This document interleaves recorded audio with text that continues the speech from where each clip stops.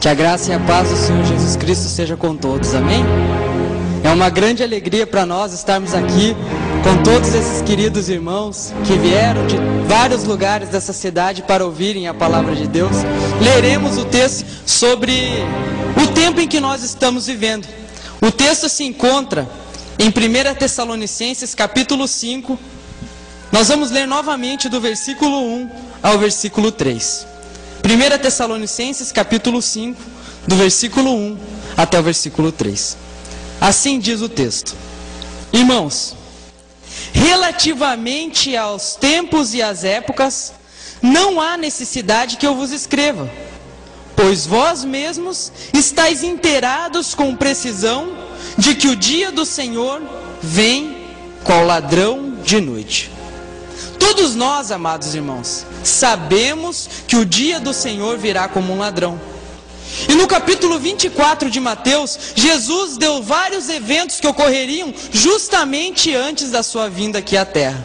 Ele disse que haveriam guerras, fomes, terremotos, tribulação. E todos esses eventos nós vemos o cumprimento nos nossos dias. E nos perguntamos: será que são apenas estes os eventos que Jesus deu de sua vinda? Nós vemos que se voltássemos, quem sabe, há 30 anos atrás, já veríamos terremotos, já veríamos fome, já veríamos guerras. Mas cada vez temos visto isso ocorrer com mais intensidade. E no versículo 3 diz assim: quando andarem dizendo paz e segurança, eis que lhes sobrevirá repentina destruição. Irmãos, quando nós ligamos os noticiários na TV hoje, o que nós ouvimos falar? Ouvimos falar de guerra, mas o grito do povo é o quê? Paz. O povo deseja paz. Vemos passeatas em São Paulo buscando a paz, vemos passeata no mundo buscando a paz. Por todos os lados as pessoas têm buscado a paz. E além de ouvir falar de paz na televisão, nós também, precisamente depois do ano de 2001, do atentado às Torres Gêmeas, nós vemos falar sobre segurança. O Departamento de Imigração americana, que se chamava Departamento de Imigração, seu nome foi mudado para Departamento de Segurança Nacional. Tudo agora gira em torno de segurança. É medo de terrorista, medo de bandido, medo de todas as coisas que estão acontecendo. O mundo clama por paz e segurança. E a Bíblia diz que quando o mundo clamasse por paz e segurança, o que viria? Repentina destruição. Irmãos, nós estamos vivendo exatamente nesse tempo da profecia. Jesus tem levantado pessoas como vocês ao redor do mundo para estudarem as profecias e estarem preparados para os eventos que estão ocorrendo. Vamos ler também, nesse mesmo capítulo, o versículo 20. 1 Tessalonicenses 5, versículo 20. E ali o apóstolo Paulo, inspirado pelo Espírito Santo, diz assim: não desprezeis as profecias. Nós sabemos que muitos daqueles que aqui estão têm participado das suas igrejas, têm ouvido as palavras dos pastores, mas muito pouco se tem falado sobre as profecias. E Jesus diz para nós que nós não devemos desprezar as profecias, devemos estudá-la, porque através dessas profecias nós nos situaremos no tempo. E como disse o irmão Luiz aqui na frente, nós saberemos o tempo em que Jesus estiver prestes a vir, e aquele dia não nos pegará de surpresa. Mas irmãos, como entender exatamente o ponto onde nós estamos vivendo na profecia? Como entender se realmente nós estamos no fim ou não? Existe um livro, irmãos, que de maneira especial Deus deixou para nós para revelar essas coisas. E o nome deste livro, sabe qual é? Revelação. O nome deste livro é Revelação. É algo que Deus deseja revelar a nós. Vamos abrir neste livro, o livro de Apocalipse, no capítulo 1, versículo 1. E em Apocalipse 1, versículo 1, nós vamos ver qual é o objetivo de Deus para nós em nos dar este livro. Apocalipse, capítulo 1, versículo 1. Diz assim: revelação. Revelação é algo que nós podemos entender ou algo que nós não podemos entender? Que podemos entender, não é verdade? Mas essa revelação é uma revelação para todas as pessoas do mundo? Vamos ver. Revelação de Jesus Cristo, que Deus lhe deu para mostrar aos seus servos as coisas que em breve devem acontecer, e que ele, enviando por intermédio de seu anjo, notificou a João, seu servo. O Apocalipse é a revelação das coisas que em breve devem acontecer. Mas é uma revelação para o mundo ou só para os servos? Somente para os servos, irmãos. E através desse livro, nós que estamos aqui, que somos servos de Deus, receberemos a revelação das coisas que muito em breve devem acontecer. Nós devemos estudar as profecias porque elas nos vão situar no tempo em que nós estamos vivendo. E hoje, irmãos, nós estaremos, a princípio, estudando o capítulo 17 de Apocalipse. Muitas vezes, irmãos, tem surgido a pergunta na nossa mente: quem é essa besta? Quem é esse anticristo? Como vai ser o reinado dele? Como que ele virá? E muitas vezes essas perguntas têm ficado sem respostas a nós. Mas o livro de Apocalipse, ele é a revelação. E o Senhor Jesus Cristo, através deste livro, irá nos revelar. Apocalipse capítulo 17, nós vamos ler a partir do versículo 1. E vamos deixar que a própria palavra de Deus nos revele os símbolos proféticos. No capítulo 16 de Apocalipse, João havia visto uma cena um tanto quanto intrigante. Ele contemplou a terra sendo destruída por 7 pragas, pessoas sendo mortas pela justiça divina, milhares de pessoas sendo acabadas pela ira de Deus. E João, ao olhar aquela cena, ele não conseguiu compreender o motivo pelo qual aquilo estava acontecendo. Foi quando então Deus designou um dos 7 anjos que derrama as 7 pragas para vir até João e explicar a cena que ele estava vendo. E no capítulo 17 vem a explicação. Ele diz assim: e veio um dos 7 anjos que tem as 7 taças e falou comigo dizendo-me: vem, mostrar-te-ei o julgamento da grande prostituta que se acha sentada sobre muitas águas. Aqui no versículo 1, irmãos, o anjo começa a explicar por que as 7 pragas vão cair sobre essa terra. E nessa chamada que ele faz a João, ele diz que ele vai explicar a condenação da grande prostituta. E o que é uma prostituta? Uma prostituta é uma mulher que anda em conformidade com a palavra de Deus, ou uma mulher que anda contrária à palavra de Deus? Contrária à palavra de Deus. É uma mulher totalmente corrompida, que a palavra de Deus diz: não adulterarás, e ela adultera tudo que a palavra de Deus diz. Mas, irmãos, o que é mulher em profecia? Eu acredito que muitos dos que aqui estão já estudaram essa profecia, e que muitos também não estudaram ainda. Portanto, os que já estudaram, tenham paciência, e os que não estudaram, acompanhem-me juntos lá no livro de Efésios, no capítulo 5. Onde a palavra de Deus irá nos responder. Deixem marcados o livro de Apocalipse sempre que nós sairmos, porque nós iremos voltar para a profecia. Efésios capítulo 5, versículo 22.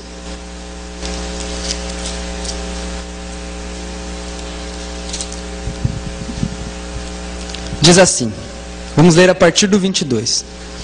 As mulheres sejam submissas a seu próprio marido, como ao Senhor. Porque o marido é o cabeça da mulher, como Cristo é o cabeça da igreja, sendo este o salvador do corpo.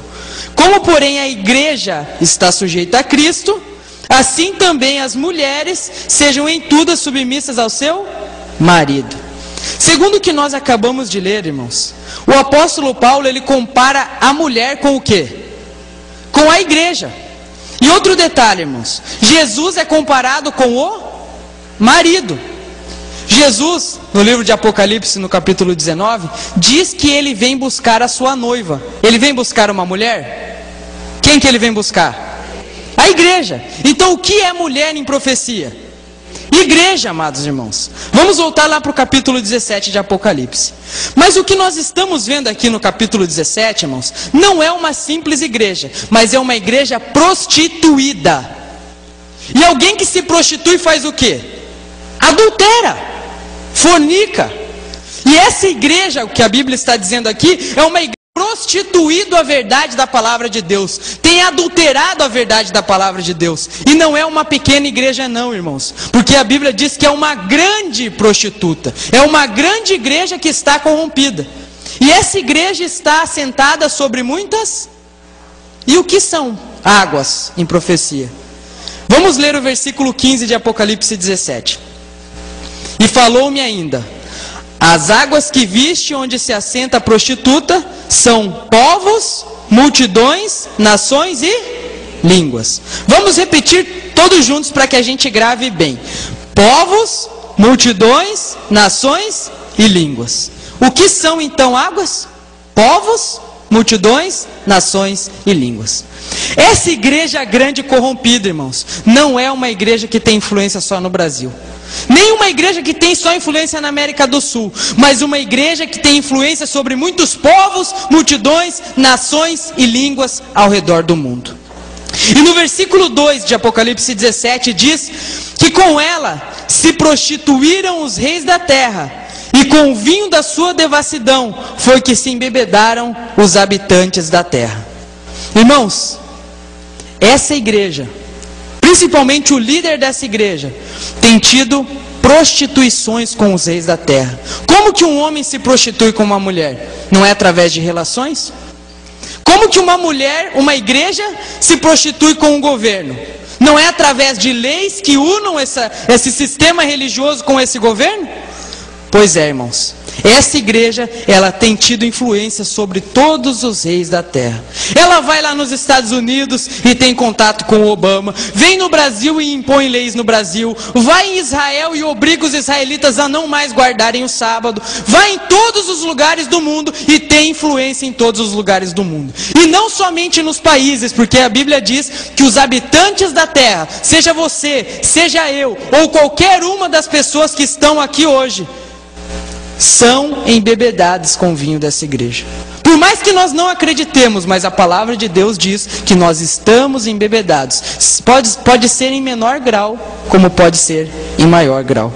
E no versículo 3, João é levado em espírito para um deserto. E ele vê essa igreja montada sobre uma besta escarlate, repleta de nomes de blasfêmias, com 7 cabeças e 10 chifres. Como os irmãos podem ver ali na cena, esse animal que João viu, não é um animal comum da fauna. Nós não encontramos esse animal em nenhuma floresta que nós vemos. Por isso João, ao não saber descrever esse animal, ele o chama de besta. Mas qual é o significado de animal em profecia? Deixem marcados o capítulo 17 de Daniel, e nós vamos lá para o livro de João, e vamos para o livro de Daniel no capítulo 7, versículo 23, para que nós entendamos o que é animal em profecia. Daniel capítulo 7, versículo 23. Diz assim: então ele me disse, o quarto animal será um quarto reino na terra. O que significa animal então, irmãos? Reino. Então, voltando para Apocalipse 17, irmãos, a descrição que a Bíblia nos está dando é que essa igreja não é simplesmente uma igreja, mas ela é também um reino. Não é só uma igreja, por exemplo, vamos dar um exemplo. A igreja Assembleia de Deus é uma igreja, mas ela é um país? Não é um país, mas a Bíblia está falando de uma igreja que, além de ser igreja, é também um país. É a união de um poder político com um poder religioso. Essa é a descrição dessa besta. Annuncia: Habemus Patam. è il 260° vicario di Cristo.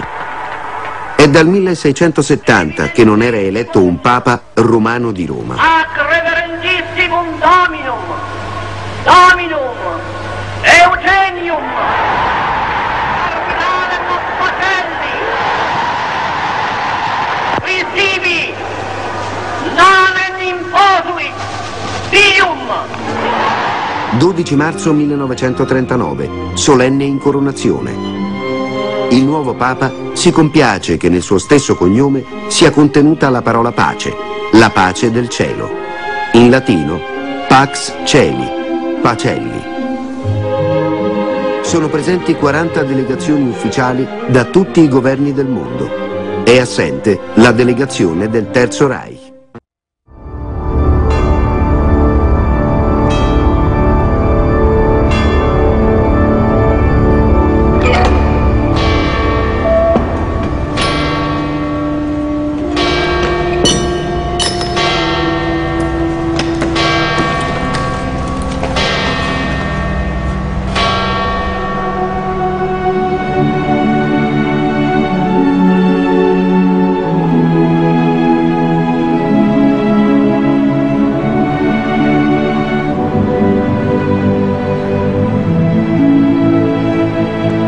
Ritual diário. Às 7 da manhã, o guarda noturno da Guarda Suíça abre o espetacular Portão de Bronze, a principal entrada para a cidade do Vaticano. O Vaticano é o único estado do mundo que é aberto e fechado diariamente.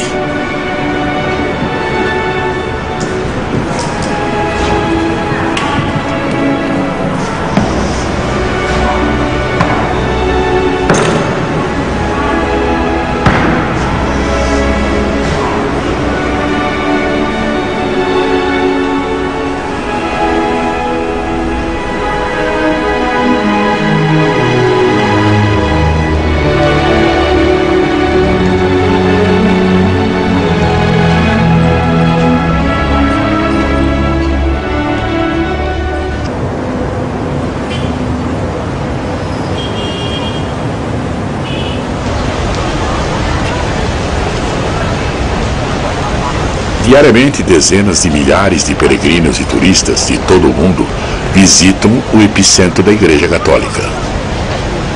No entanto, poucos têm a consciência de que, quando entram na Praça São Pedro, deixam o solo italiano e entram no território do Vaticano.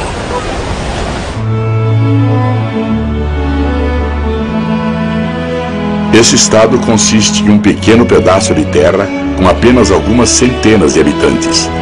Entretanto, o Estado de Deus, que a partir daqui é governado, abrange mais de 1 bilhão de católicos ao redor do mundo. Se o Vaticano fosse uma empresa, seria a mais antiga e a maior organização da Terra, o maior empreendimento mundial com mais de 1 milhão de trabalhadores e com uma matriz que envergonharia qualquer multinacional.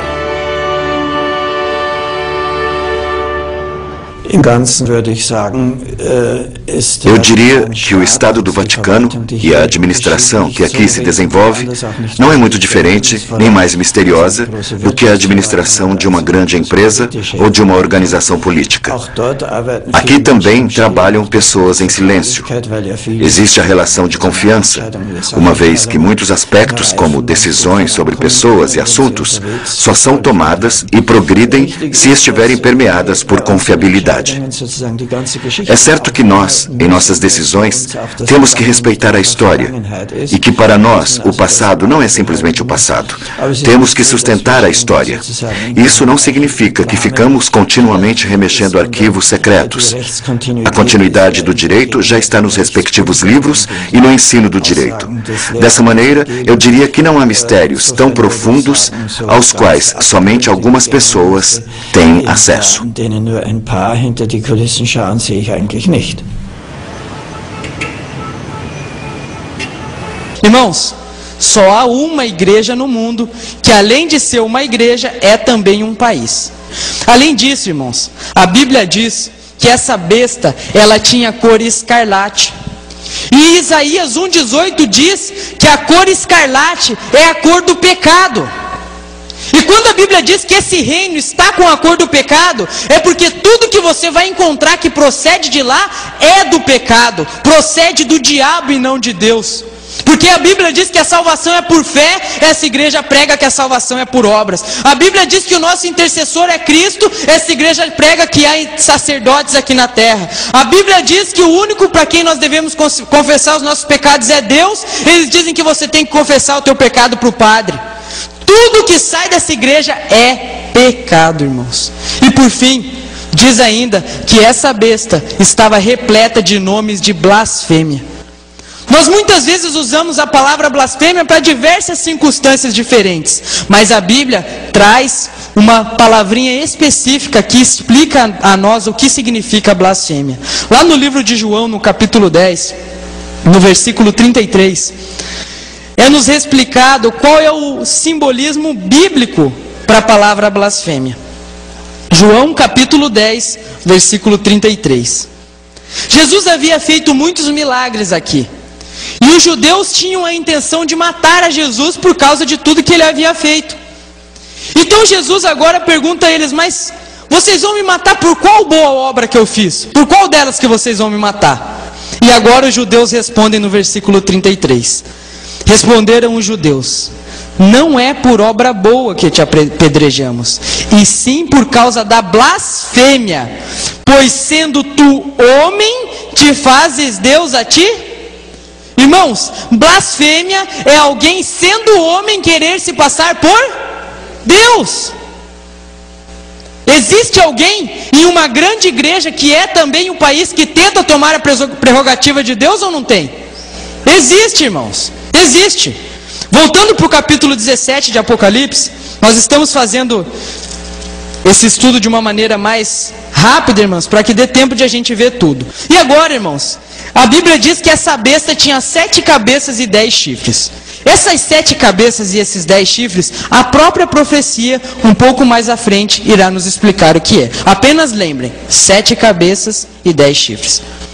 No versículo 4, vai dar uma outra descrição dessa igreja. Diz assim, ó: achava-se a mulher, ou vamos ler já entendendo, achava-se a igreja vestida de púrpura e de escarlata, adornada de ouro, de pedras preciosas e pérolas, tendo na mão um cálice de ouro transbordante das abominações e das imundícias da sua prostituição. Eu gostaria de pedir para que o irmão passasse o slide.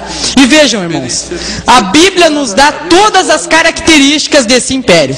Disse que essa igreja estaria vestida de púrpura e de escarlata, e como vocês veem, o Papa Bento XVI está vestido de escarlata, de vermelho, e os cardeais atrás dele estão vestidos do quê? Púrpura. Outro detalhe, a Bíblia diz que ele estaria adornado de ouro, e aquele cajado e as vestes ali ao redor da parte vermelha, tudo é bordado com ouro. Outro detalhe, pedras preciosas e pérolas. Na coroa do Papa, ela é formada por pérolas e por pedras preciosas. Todas as descrições que a Bíblia dá, irmãos, batem exatamente com esse sistema corrompido. Esse sistema que tem deturpado a palavra de Deus. E por fim, irmãos, a Bíblia diz que há um cálice cheio de abominações. Amados, digamos que nós tivéssemos aqui um copo cheio de água. Está no seu limite. E eu colocasse uma gotinha a mais de água, o que ia acontecer com esse copo? Transbordar, irmãos, transbordar. Deus tem um limite de misericórdia. Por mais incrível que isso pareça, irmãos, Deus tem um limite de misericórdia. E no capítulo 16 a Bíblia diz que esse limite de misericórdia se transborda e culmina nas 7 últimas pragas para o mundo. Essa igreja atingiu o limite da misericórdia de Deus. Não dá mais para Deus suportar. E qualquer abominação a mais que essa igreja venha cometer, acabará. E no versículo 5, diz que na fronte dessa igreja estava escrito um nome, um mistério: Babilônia. Babilônia, irmãos. Vocês sabem o que significa a palavra Babilônia? Confusão.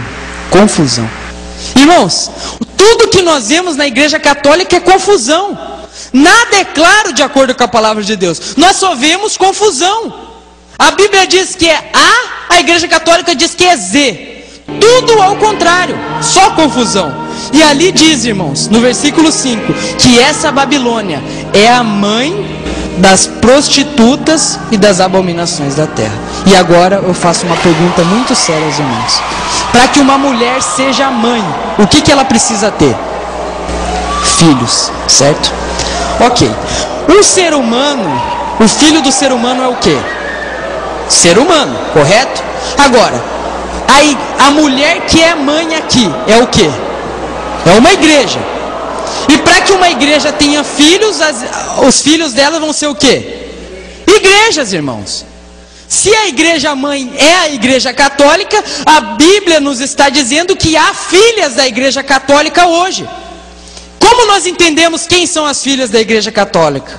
Simplesmente, irmãos, são aquelas igrejas que não têm pregado a verdade da palavra de Deus. Todas aquelas igrejas que têm aceitado as falsas doutrinas que essa igreja tem pregado são chamadas de filhas da grande Babilônia. E o detalhe, irmãos, há poucos dias esse mesmo Papa Bento XVI, ele fez uma declaração dessa espécie, dizendo assim: nós não podemos considerar as outras igrejas como irmãs da igreja católica, porque a igreja católica é a mãe de todas as igrejas. Confirmando o que está escrito, irmãos. Isso é só para que nós estejamos atentos que a profecia está se cumprindo. E agora, irmãos, o versículo 6 é o versículo chave para que nós não tenhamos dúvida de quem está falando. Diz assim: então vi a mulher embriagada do sangue dos santos e do sangue das testemunhas de Jesus, e quando a vi, admirei-me com grande espanto. Irmãos, para que alguém fique embriagado, precisa beber pouco ou muito? Muito, irmãos. E a Bíblia diz que essa igreja bebeu muito sangue de santo. Irmãos, 100 milhões de pessoas, é bastante sangue ou não? Pois é, irmãos, foi esse o número das pessoas que foram mortas pela Inquisição feita pela Igreja Católica. 100 milhões, irmãos. E quando João viu essa cena, ele ficou admirado. E no versículo 7, o anjo diz assim para João: por que te admiraste? Imagina, irmãos, vocês acabam de contemplar uma cena com 100 milhões de cristãos sendo mortos. E então o anjo chega para você e pergunta: por que você está admirado? Parece uma pergunta meio sem nexo, irmãos. Qualquer um de nós ficaria admirado vendo essa cena. Mas o que o anjo queria demonstrar, irmãos, é que o que está por vir é muito pior do que o que já passou. Muito pior. E ele diz assim, ó: eu te direi o mistério da mulher e da besta que atrás, a qual tem 7 cabeças e 10 chifres. A partir de agora o anjo iniciará a explicação dessa profecia. No versículo 8: a besta que viste foi e já não é, está para emergir do abismo e caminha para a destruição, e aqueles que habitam sobre a terra, cujos nomes não foram escritos no livro desde a fundação do mundo, se admirarão vendo a besta que era e não é, mas aparecerá. Imaginem o seguinte, irmãos: o anjo chega para vocês e diz: ó, eu vou explicar o que vocês viram. E ele diz assim, ó: a besta que você viu era, já não é, vai subir do abismo e vai para a perdição. Provavelmente João deve ter ficado com aquela interrogação na cabeça: ué, o que o anjo está dizendo que vai me explicar? Complicou mais a minha ideia. Não dá essa impressão que ele complica mais? Era, não é, subir do abismo, o que é isso? E João ficou com aquela interrogação. Portanto, o anjo, a partir de agora, vai explicar o que ele disse no versículo 8. Porque no versículo 9, ele já começa dizendo assim, ó: calma, João, aqui há sentido que tem sabedoria. Por mais que pareça que essa palavra não tem sentido, João, tem um sentido e tem sabedoria. E ele diz assim: as 7 cabeças são 7 montes nos quais a mulher está assentada. Isso que vocês veem aí são o que nós conhecemos como 7 colinas de Roma. Para que não houvesse dúvida do que está falando, irmãos, o anjo dá agora para nós a localização geográfica dessa igreja, para que nenhuma dúvida ficasse de quem está falando. Ela se veste de vermelho, se veste de púrpura, é adornada com ouro, matou os santos, e por fim ele diz, ó, vai estar lá em Roma. Porque a única cidade no mundo, irmãos, que está entre 7 colinas é a cidade de Roma. E agora ele diz assim, no versículo 10, 9, algumas versões é no versículo 9, algumas no versículo 10. E são também 7 reis. As 7 cabeças são também 7 reis, irmãos. Mas como nós vamos identificar 7 reis? Quem é o rei da igreja católica? O Papa. Muito bem, o Papa. Só que, irmãos, triste notícia. Porque até hoje já houveram 264 papas. Como nós vamos identificar quem são os 7? É por isso, irmãos, que a palavra nunca dá uma palavrinha sem ela ter um sentido especial. Nós temos aqui o pastor Jairo, certo? E eu gostaria de fazer uma pergunta aos irmãos. O pastor Jairo, ele é rei? Ele não é rei, mas ele é um líder religioso, não é? É. Assim também é o Papa, irmãos. Ele é um líder religioso. Mas a Bíblia está dizendo que o Papa teria que ser o quê? Rei. E é aí que nós chegamos no ponto certo. Irmãos, O Papa teria que se tornar rei para que nós iniciássemos a contagem de Apocalipse 17. No ano de 1929, irmãos, pelo chamado Tratado de Latrão, Benito Mussolini, que era um ditador italiano, deu um pedaço de terra de Roma para o Papa, o chamado Vaticano, e a partir daquele ano, o Vaticano passou a ser o menor estado do mundo, o menor país do mundo. E a partir do ano de 1929, o Papa se tornou o quê? Rei. E se nós contarmos os papas a partir de 1929, nós poderemos identificar o tempo em que nós estamos na profecia. Vamos lá, então, iniciar a contagem. Irmão Rogério, pode passar ali para o próximo. Ali no versículo 10 diz assim: desses 7 reis, 5 caíram. Vamos analisar todos juntos. O Papa que recebeu o poder foi o Papa Pio XI. O Papa Pio XI morreu, veio o Papa Pio XII. O Papa Pio XII morreu, veio o Papa João XXIII. O Papa João XXIII morreu, veio o Papa Paulo VI. O Papa Paulo VI morreu, veio o Papa João Paulo I. E a Bíblia diz que esses 5 caíram ou morreram, certo? No tempo da profecia, esses 5 papas já haviam morrido. Mas quando João contemplava a profecia, ele disse que um existia. Quem que era esse que existia? João Paulo II. Quando João contemplou a visão, quem ele viu no poder? João Paulo II. E depois de João Paulo II, ele disse que ainda viria outro, que é o que nós temos hoje no poder, Bento XVI. E lá no versículo 10, falando a respeito de Bento XVI, diz assim: e quando chegar, convém que dure pouco tempo. E agora eu vou dizer algo aos irmãos. Quando Bento XVI foi escolhido como Papa, perguntaram a ele por que ele escolheu o nome de Bento para ser Papa. O nome dele é Joseph Ratzinger. Por que você escolheu o nome Bento? Sabe o que ele respondeu? Porque todos os Bentos duraram pouco e eu sei que o meu reinado será curto. Irmãos, eles sabem de tudo. Eles sabem dos enganos que o diabo tem. E por isso Bento XVI diz que ele vai durar pouco, confirmando o que a profecia está dizendo. Ele vai durar pouco. E agora, irmão, estamos vivendo exatamente no tempo do 7º rei. O 7º rei dura pouco. E vejam só, quem que é que vem depois desse 7º rei? Versículo 11.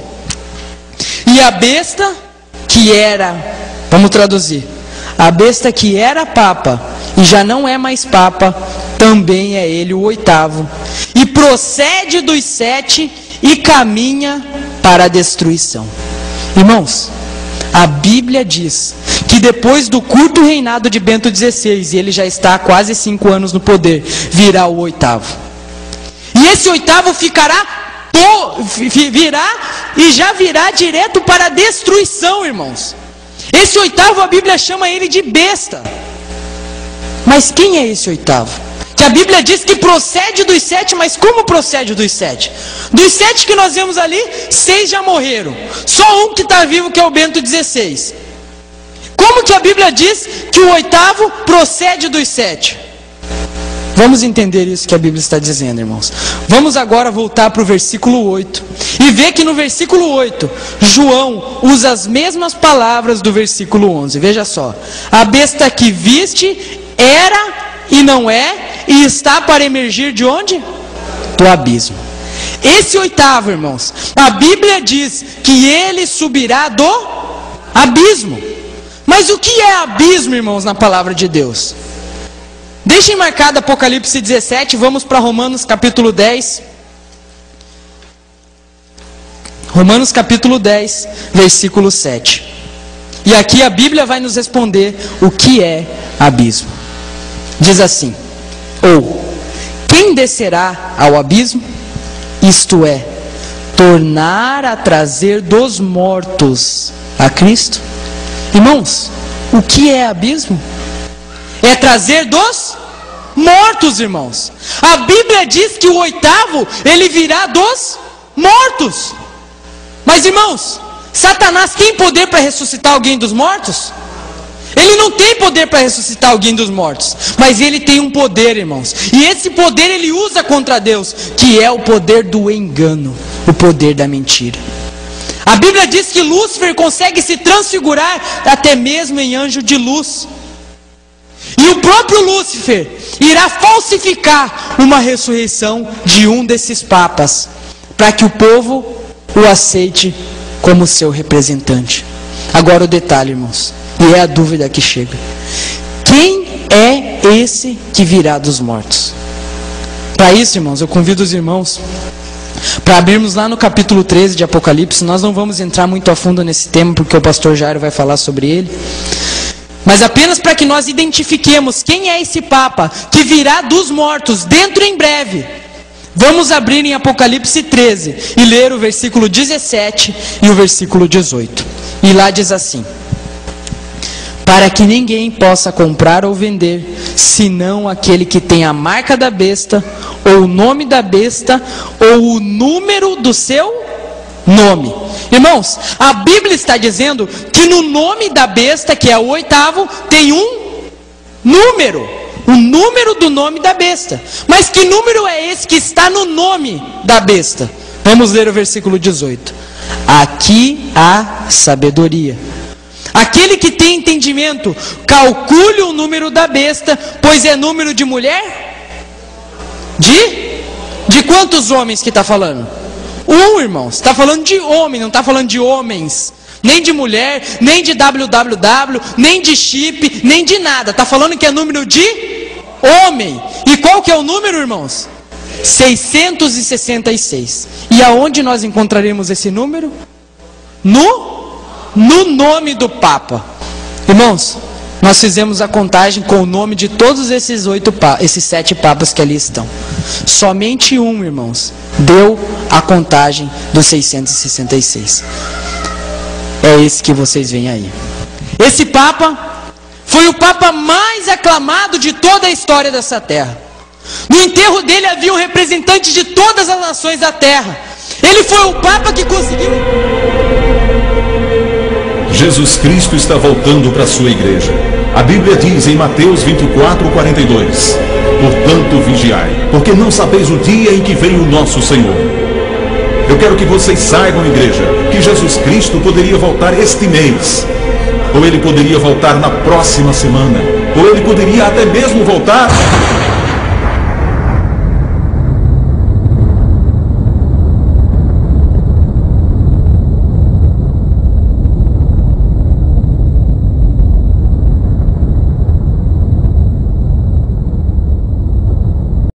Vigiai, pois, a todo tempo, orando, para que possais escapar de todas essas coisas que têm que suceder e estar em pé na presença do Filho do Homem. Lucas 21:36. Vai brincar, querida.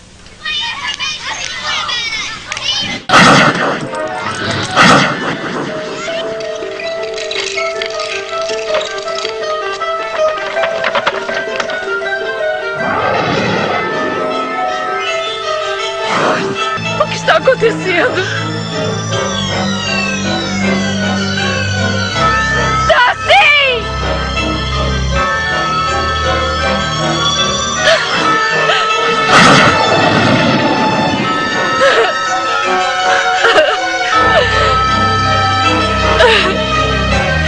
Lisa, o que está acontecendo? O que está acontecendo, Lisa? Me explica, por favor. Michael estava certo, ele estava certo. Eu devia ter ouvido ele. Michael.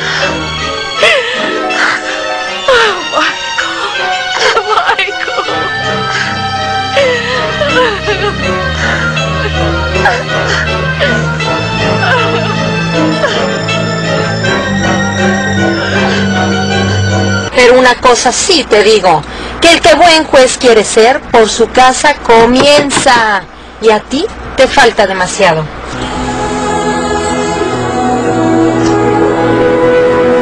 Fíjate, vamos a chocar. Manejas como borracho. ¿O qué también? Ahora te vas a justificar. Mi amor.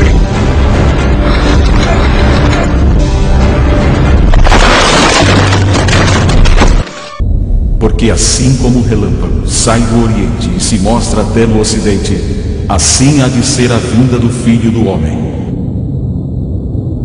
Você está preparado?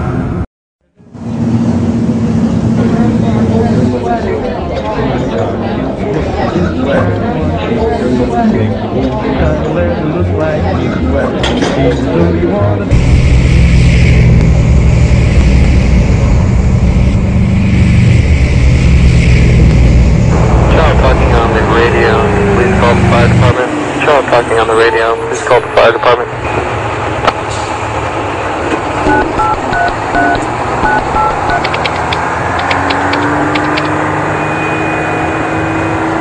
Now, as we bring out our new product for this fall season, we are anticipating a 90% jump.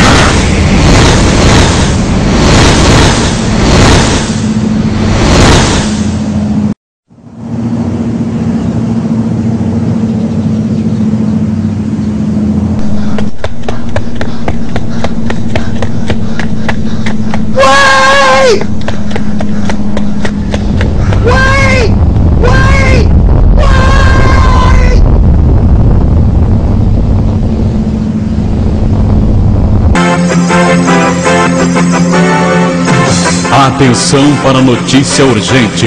Informamos que milhares de pessoas simplesmente desapareceram em todas as partes do mundo de forma incompreensível. E as autoridades não conseguem explicar o que está acontecendo. O mundo está em caos. Carros sem seus condutores causam inúmeros acidentes. Aviões sem seus pilotos caíram em várias partes do mundo. Trens desgovernados aumentam a tragédia. Só nos resta uma indagação. O que está acontecendo? Em segundos, maiores informações sobre este acontecimento. Então, estando dois no campo, será levado um e deixado outro. Estando duas moendo no moinho, será levada uma e deixada outra. Vigiai, pois, porque não sabeis a que hora há de vir o vosso Senhor. Para aqueles que ficarem, só lhe restarão dor e tristeza. O que será de nós? Prepare-se, Jesus está voltando.